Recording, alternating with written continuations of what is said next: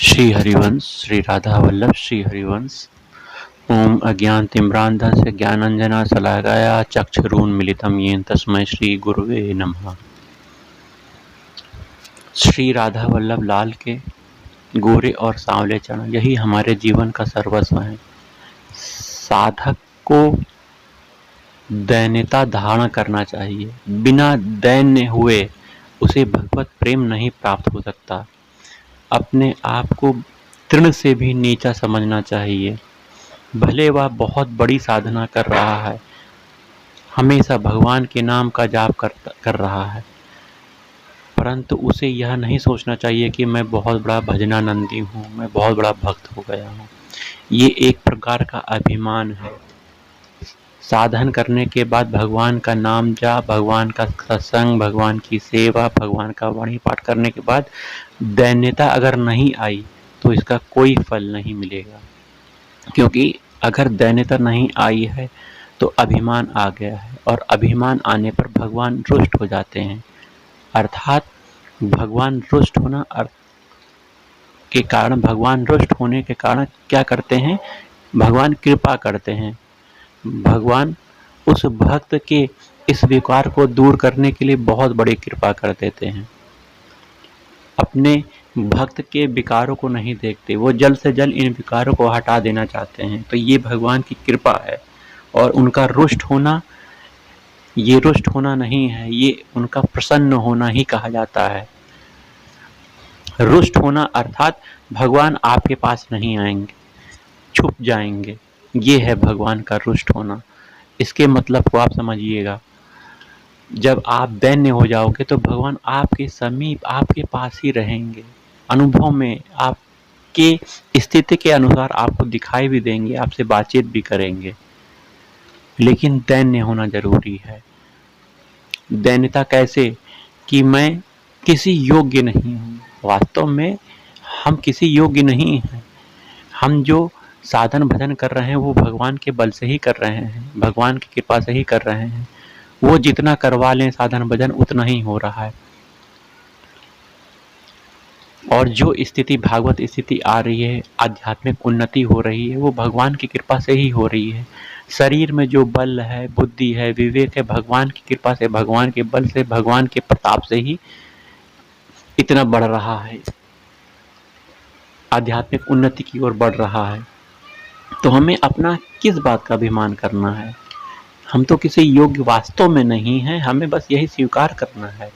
इसी दैन्यता से भगवान प्रसन्न होते हैं। जब पेड़ में फल पक जाते हैं तो पेड़ झुक जाता है।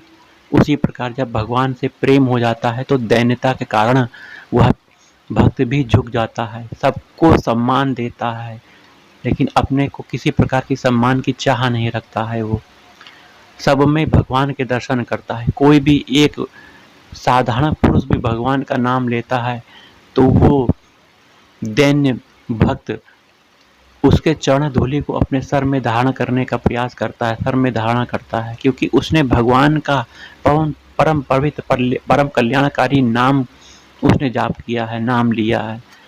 अतः वह भक्त अपने आप को बहुत बड़ा दैन्य मानता है। दैन्यता से ही प्रेम का प्रादुर्भाव होता है। भगवान के प्रेम राज्य में बिना दैन्य हुए प्रवेश नहीं किया जा सकता। अतः अपने में दैन्यता को धारण करिए। अपने में किसी प्रकार की क्षमता का होना न प्रदर्शित करिए, क्षमताहीन होना, और भगवान की कृपा को हमेशा अनुभव करना, क्योंकि कृपा से ही आपके सब काम हो रहे हैं। आपका भोजन हो रहा है, पोषण हो रहा है, आपका भजन हो रहा है, सत्संग हो रहा है। सत्संग भगवान की कृपा से तो मिलता है। बिनु सत्संग विवेक न होई, राम कृपा बिनु सुलभ न सोई। इस दैन्यता के कारण वो अनन्यता आती है, वो शरणागति आती है जो कि दुर्लभ है। बिना शरणागत हुए भगवान का दिव्य प्रेम नहीं प्राप्त किया जा सकता। शरणागत होना ही पड़ेगा अनन्य भाव से। भगवान ने गीता में कहा है ना, सर्वधर्मान्य परित्यज्य मामेकं शरणं व्रज अहम त्वं सर्वपापेभ्यो मोक्षयिष्यामि मा शुचा। तो इस तरह भगवान ने कहा है, सभी धर्मों को छोड़कर केवल मेरी शरण में आ जा, अर्थात अनन्य हो जा, मेरा एकमात्र मुझे ही अपना विश्वास मुझे ही अपनी आशा, मुझ पर ही भरोसा रख। इस प्रकार से अनन्य जब हो जाएगा तो सब प्रकार से मैं तेरे पापों का नाश करके तेरे योगक्षेम का वहन भी करूंगा। अनन्य चिंतयन्तु मां, तो आपको अनन्य भाव से भगवान की शरणागत होकर उनका चिंतन करना है। भगवान के चिंतन अर्थात भगवान का नाम में आपकी रुचि, नाम का जाप, नाम को सुनना, भगवान की कथा को सुनना, वाणी पाठ करना, भगवान की सेवा, इन सब में आपका मन लग रहा है, आप इसको कर रहे हो, तो ये अनन्य चिंतन में आता है, अनन्य भजन में आता है।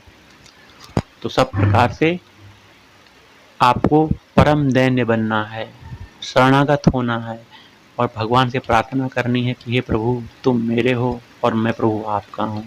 मैं तुम्हें कभी ना भूलूं प्रभु। इस संसार को भले मैं भूल जाऊं, इस संसार को भूलना ही है, छोड़ना ही है, परंतु मैं तुम्हें ना भूलूं प्रभु। हर पल तुम्हारा स्मरण करता रहूं। इस तरह की भावना भक्त में होनी चाहिए। और दैन्यता तो जरूरी ही है।